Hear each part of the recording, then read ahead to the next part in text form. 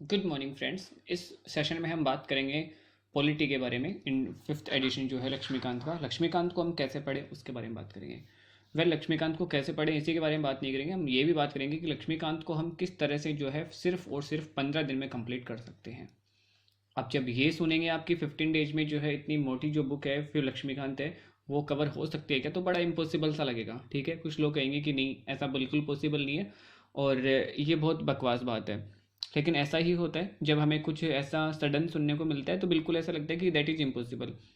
वो सारी चीज़ें हमें इम्पॉसिबल लगती है जो हम कर नहीं सकते, जिनके बारे में हमने सोचा नहीं है। ठीक है, तो इसके लिए कहा भी जाता है कि शुरू में क्या करते हैं लोग, आप पे क्या करते हैं, हंसते हैं। ठीक है, शुरू में लोग क्या करते हैं, जब आप ऐसी कोई बात बता दें तो आप पे लोग हंसते हैं। ठीक है, उसके बाद में लोग क्या करेंगे, आपको देखेंगे। जब आप वो काम कर रहे होंगे ना तब लोग आपको देखते रहते हैं, और उसके बाद में जब आप वो काम कर लोगे तब वो क्या करेंगे, बस मुस्कुराएंगे। यानी फिर वो क्या करेंगे कि हल्के से मुस्कुराते हैं कि हाँ यार ये हो गया। यहाँ पे भी कुछ ऐसा ही होगा। कुछ स्टूडेंट्स जो एस्पिरेंट्स है वो बिल्कुल हंसेंगे कि नहीं सर बिल्कुल भी नहीं हो सकता 15 डेज में।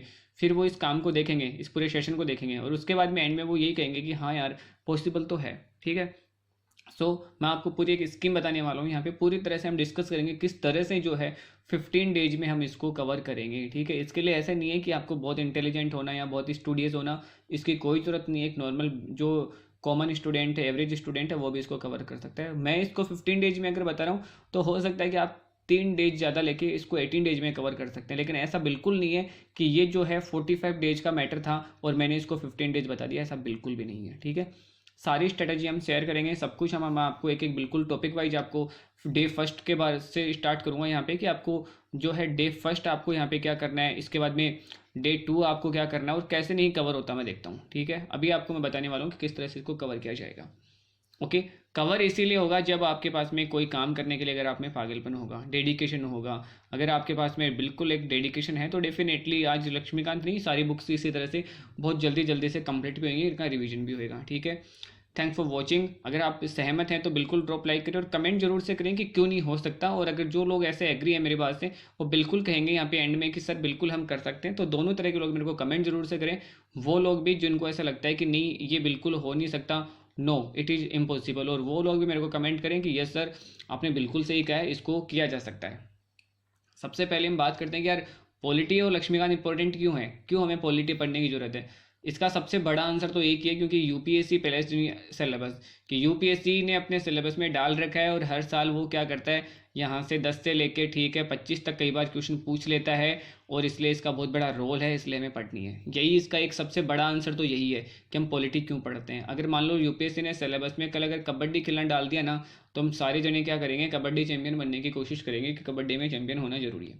ओके, पढ़ना क्यों है, क्योंकि यूपीएससी ने डाल रखा है। हालांकि और जो मेन इसके रीजन है कि यूपीएससी ने क्यों डाल रखा है वो ये रीजन है कि important to know as administrator. अगर आप एडमिनिस्ट्रेशन में हैं तो आपको पता होना चाहिए कि हमारा जो है कॉन्स्टिट्यूशन कैसे काम करता है, हमारी डेमोक्रेसी कैसे काम करती है।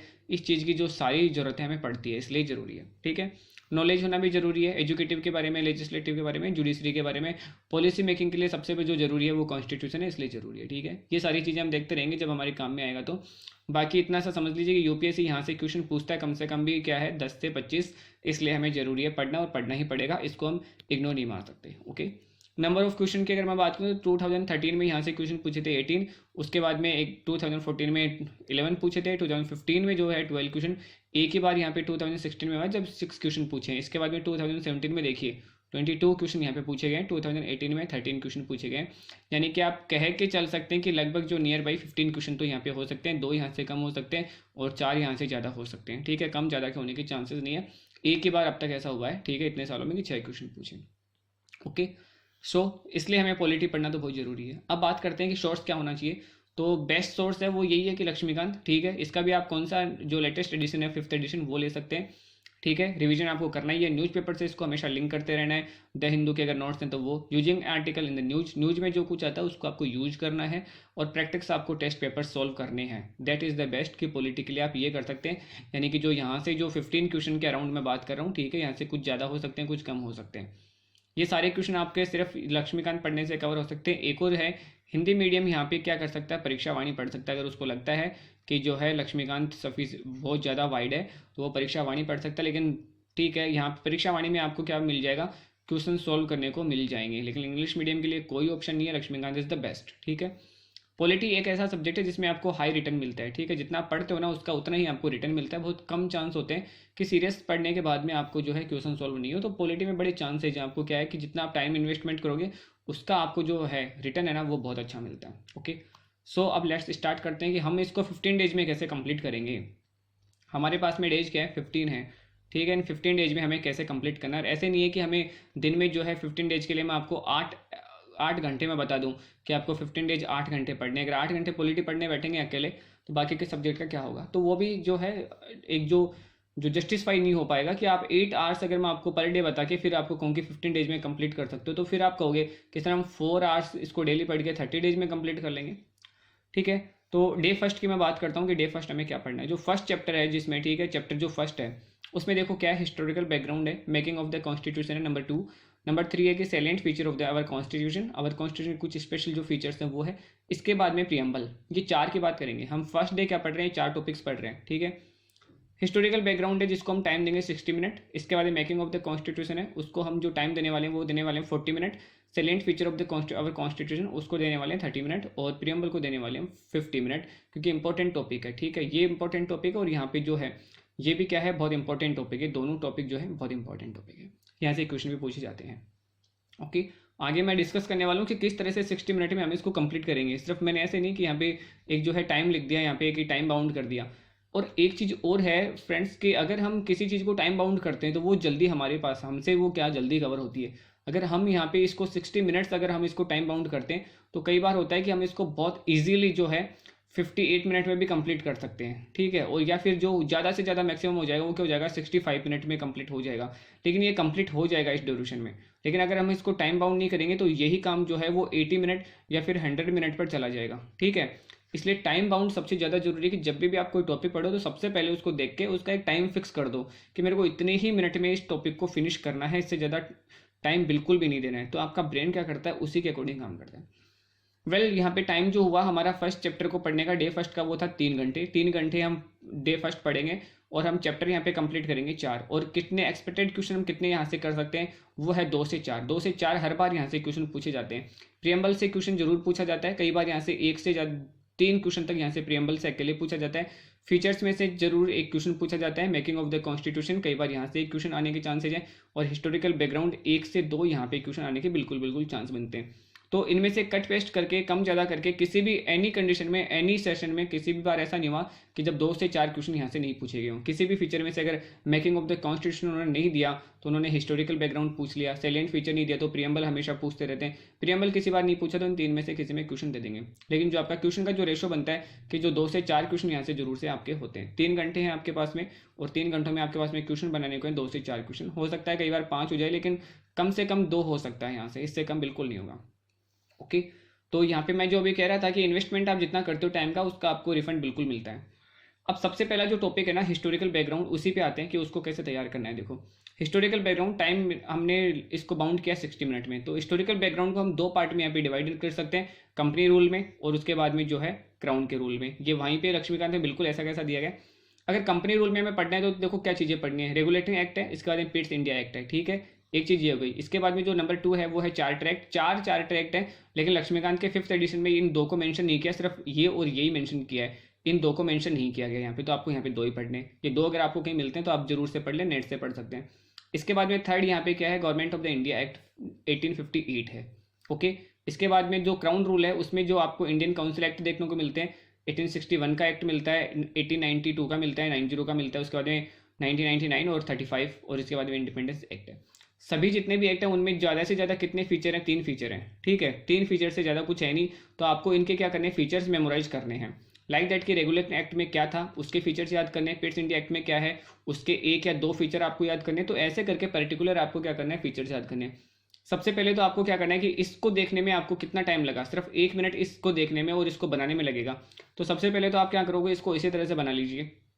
ठीक है, जब आप इसको इस तरह से बना लोगे तो पूरी की पूरी हिस्टोरिकल बैकग्राउंड की फ्रेम जो है 1 मिनट में आपके ब्रेन में बन जाएगी, 1 मिनट में आपके दिमाग में आ जाएगी कि क्या था यहाँ पे। सबसे पहले एक तो कंपनी रूल था, उसके बाद में क्राउन रूल था। जितना भी हिस्टोरिकल बैकग्राउंड है वो 2 पार्ट में डिवाइड किया हमने, कंपनी रूल में और क्राउन रूल में। कंपनी रूल में जो हमारे पास में एक्ट्स आते हैं वो रेगुलेटिंग एक्ट था, पिट्स इंडिया एक्ट था, चार्टर एक्ट थे, जो 4 एक्ट हैं। इसके बाद में जो थे गवर्नमेंट ऑफ इंडिया एक्ट 1858 है। अब इनके सेलेंट कुछ इनके जो फीचर्स हैं वो हमें मेमोराइज करने हैं, उन मेमोराइज को नोट डाउन करना है और हमें क्या बनाना है, की नोट्स बनाना है इसका। ठीक है, हमें क्या करना बनाना है, इसका की नोट्स बनाना है। टाइम हमारे पास में कितना था, 60 मिनट था। ये बनाने में हमको ज़्यादा से ज़्यादा जो लग सकते हैं ना वो लग सकते हैं 2 मिनट। ठीक है, इतना बनाने के बाद में अब हमें क्या करना है कि जो पर्टिकुलर जितने भी एक्ट हैं, ठीक है, उन एक्ट के क्या करना है कि उन एक्ट की जो भी स्पेसिफिकेशन है, 1 या 2 उनके जो फीचर हमें यहाँ लिखने, या 3 फीचर, इससे ज़्यादा फीचर किसी भी एक्ट में नहीं है। इंपॉर्टेंट जो फीचर्स है वो हमें की नोट्स की तरह से यहाँ पे बनाना है। अब मैं आपको बताता हूँ कि की नोट्स कैसे बनाने हैं। ओके, ये की नोट मैंने खुद ने बनाया है। ठीक है, ये पेज भी आपको दिख रहा होगा, हैंडराइटिंग भी दिख रही होगी। हिस्टोरिकल बैकग्राउंड लिखा मैंने, इसके बाद में मैंने लिखा कंपनी रूल, इसके बाद में मैंने लिखा क्राउन रूल, और इसके आगे इसका टाइम भी मैंने बता दिया कि इतना इतना टाइम ऐसे था। ठीक है, उसके बाद में मैंने फर्स्ट को यहाँ पे फिर से मेंशन किया, जिसमें मैंने लिखा कंपनी रूल 1773 टू 1858। इसके बाद में रेगुलेटिंग एक्ट लिखा मैंने सबसे पहले। ठीक है, और रेगुलेटिंग एक्ट की जो फीचर्स थे वो मैंने लिखा। G4 यहाँ पे है गवर्नर। ठीक है, तो G4 क्या हो जाएगा यहाँ पे, गवर्नर। अब आपको गवर्नर को भी इसी तरह से मेंशन करना है, ओनली जी लिख के, और पूरी स्पेलिंग आपको लिखने की जरूरत नहीं है। प्लस उसके बाद में उसकी काउंसिल मैंने यहाँ पे लिख दी है। इसका मतलब कि रेगुलेटिंग एक्ट में एक काम तो क्या हुआ था, गवर्नर और उसकी काउंसिल बनाई गई थी। उसके बाद में मैंने यहाँ पे लिखा है BBM। BBM से मतलब है यहाँ पे बंगाल, फर्स्ट बी से मतलब है बंगाल, सेकंड बी से मतलब हो गया यहाँ पे बॉम्बे, और जो M है यहाँ से उसका मतलब है मद्रास। ठीक है, तो ये क्या बनाई गई थी, ये काउंसिल बनाई गई थी।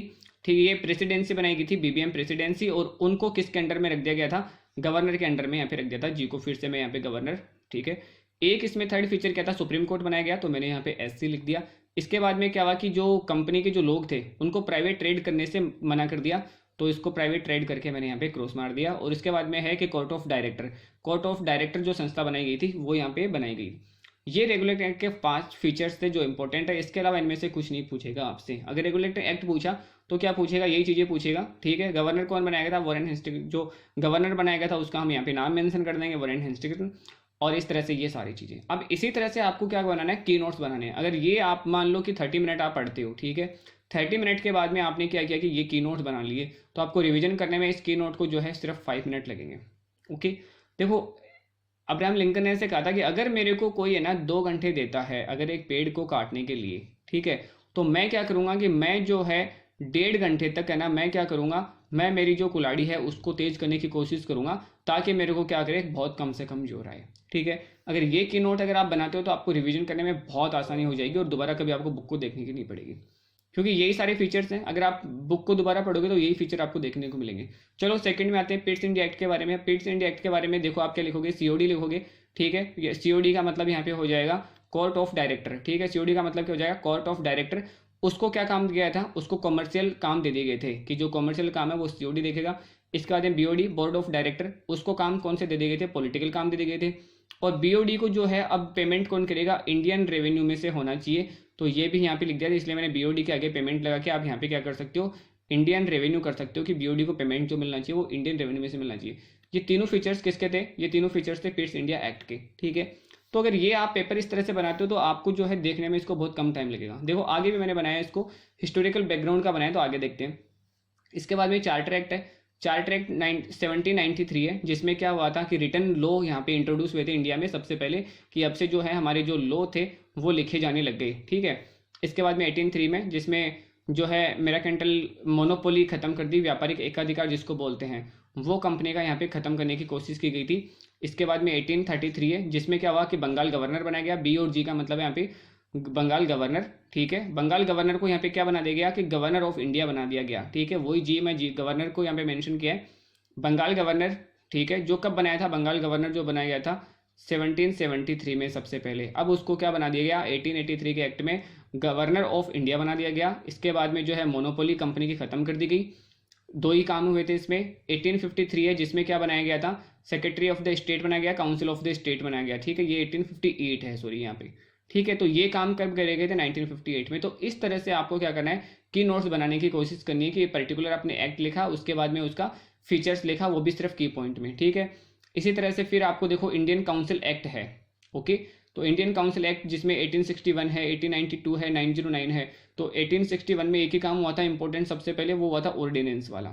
ओके, कि यहाँ पे ऑर्डिनेंस को यहाँ पे मेंशन किया गया था। इसके बाद में रिप्रेजेंटेशन बढ़ा दिया गया था। अब देखो रिप्रेजेंटेशन है ना, कई बार बढ़ाया गया था काउंसिल में। तो एक तो गवर्नर, ठीक है, और उसकी क्या थी, काउंसिल। अब इसमें बहुत बार तो मेंबर क्या कहते थे, ऐड कर दिए गए थे, और कई बार क्या कहते हैं, माइनस कर दिए गए थे। अब आपको क्या करना है, इन सारे एक्ट को एक जगह लिख लेना है इस तरह से, ठीक है। एक्ट जितने भी गवर्नर की काउंसिल में मेंबर्स बढ़ाए गए, कम कर दिए गए, उनको सारों को एक साथ में इस तरह से लिख लेना है। तो इस तरह से आप यहाँ पे क्या करेंगे, की फीचर्स कुछ बनाएंगे, जिससे आपका जो हिस्टोरिकल बैकग्राउंड आसानी से क्या हो जाएगा, 60 मिनट में, 60 मिनट से भी बहुत पहले कवर हो जाएगा।